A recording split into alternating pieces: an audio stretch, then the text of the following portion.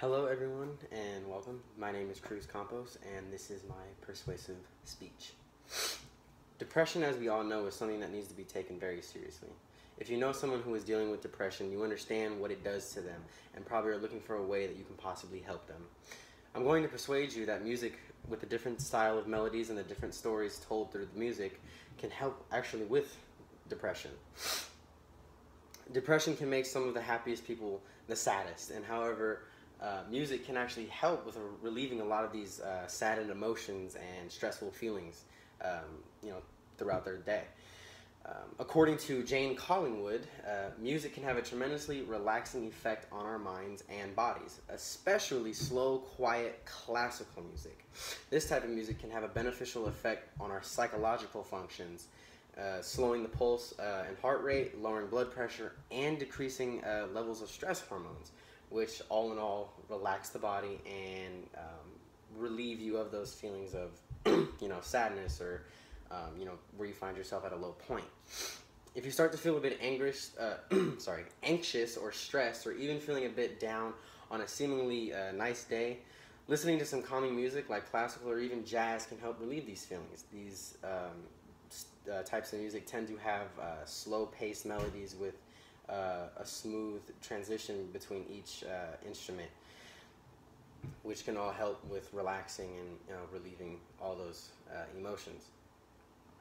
Many people don't think, however, that music can actually be very helpful, and they actually tend to believe that music can actually make it worse. Like rock, for example, or metal even, are very aggressive, very high-paced, just loud and just energetic types of music, which would not be very, helpful to relieving someone of their depression. A lot of times when people are dealing with depression, they deal with a lot of pain, but more emotional pain instead of physical. Powerful lyrics and melodies written by many of the artists are a great way to actually manage the pain, because a lot of lyrics that artists put into their songs tend to be relatable to people, especially if they're dealing with depression or just anything health-wise for that matter. When listening to music, your brain actually begins to release endorphins, which are considered to be a natural feel-good drug that the body produces in times of satisfaction, like when you get something that you've been wanting for a very long time and you end up feeling really good and excited about it. That's your body releasing the endorphins, making you feel satisfied with yourself. According to June Silmy, music is a distraction that gives the patient a sense of control, which causes the body to release those endorphins, which counteract pain. When you release these endorphins in someone who is depressed, they will tend to be more relaxed. They aren't so anxious. Their anxiety is definitely at a lower point, and they aren't stressing out as much. They're just in a lot calmer environment and a lot calmer zone where they're able to gather themselves and be able to take care of themselves a lot better. When your brain does, like I said, when your brain does release the endorphins, you'll notice that your mood does tend to change, and typically you'll start to feel better and definitely start thinking more positively again. Whereas someone who's in a sad spot or a sad moment throughout the day, they're not really thinking anything positive. It's not all smiles and rainbows. It's dark clouds and rainfall.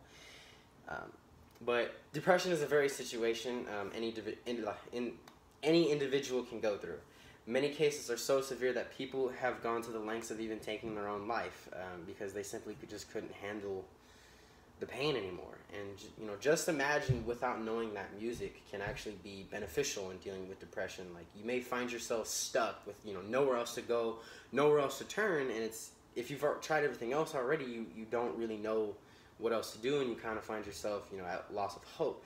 But if people start using music more often as a way of dealing with depression, I honestly believe that the percentage of the people who use it will be greatly increased, and the percentage of people with depression will decrease greatly. In this speech, I was going to persuade you that music, with the different styles of melodies and the different stories through music, can actually help someone, even yourself, through depression. We must begin to not only do more research on the benefits of music when dealing with depression, but also informing those closest to us that are dealing with depression, or even just some sad emotions, or just, they're not really feeling very positive emotions toward themselves, or they don't really feel like they belong in the world. If you inform them of these things, maybe they'll find a song or a bunch of songs, or who knows, just they will probably find their own, I guess, playlist of music that they can listen to, which, if they're feeling down, they're feeling upset, or they're just, not in a good mood, well, they have something to lean back on, and, they know that after, some time, they will definitely be back to a more positive and easier to deal with type of, person. Because if you don't, those who don't know how helpful music can be may miss an important opportunity, and it could be the deciding factor between whether or not they, take their life or get better.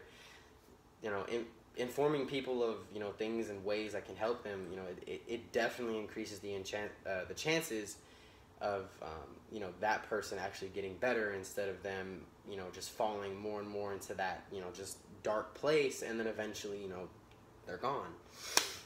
But if you do, make sure to inform them of everything you know, and everything that you can find about the benefits of music, so that they can start using it, and start figuring out what best works for them, what best helps them, what songs make them not upset. Basically, in a simpler term, it would just be what songs make them feel good.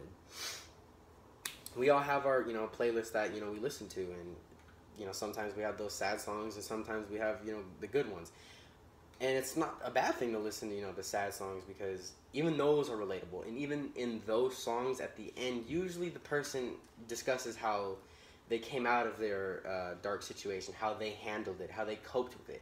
And even that can definitely be very helpful to anyone listening who is going through any type of depression or sadness, or any just difficult point in their life.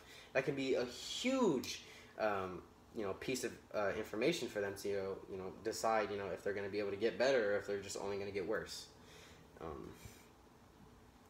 Depression is a very sad thing, and it is even sadder when we lose those very close to us, whether it be family or friends. And we always feel like that we should have done, or that we could have done something, or that there had to be just some way to help them, but it's already too late. And I just told you about the benefits that you can get from listening to music to help cope with depression, and I hope someone very close to you, or even yourself, will find this information very useful, so that you can start getting better and start getting back to your life. Thank you.